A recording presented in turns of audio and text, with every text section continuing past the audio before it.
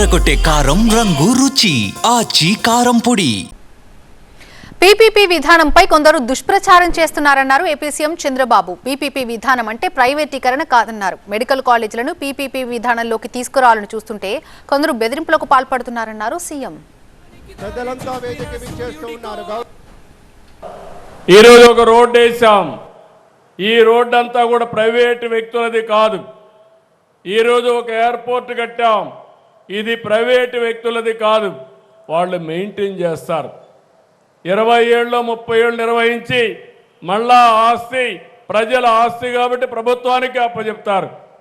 దాన్ని కూడా విమర్శిస్తూ వక్రీకరిస్తూ ఇది ప్రైవేటు కాలేజీలు అని చెప్పి ఇంకొక ఎక్స్టెంట్ మీరు చూశారు. ఒకప్పుడు నాయకులు ఎంతో గౌరవంగా ఉండేవాళ్ళు.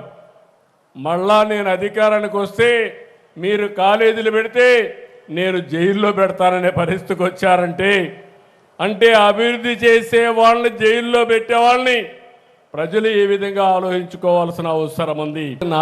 రాజకీయ నాయకులతో నేను రాజకీయం చేయాలంటే ఆ రోజు వాజ్పేయి గారితో రాజకీయం చేస్తే ఈరోజు ఇలాంటి చిల్లర రాజకీయాల్లో నేను భాగస్వాములు కావాలనుకున్నప్పుడు ఒకసారి బాధేస్తుంది. కానీ ఓసారి ఆలోచిస్తున్నాం, ప్రజల కోసం అనునిత్యం పనిచేస్తాం. మీకు మెచ్చే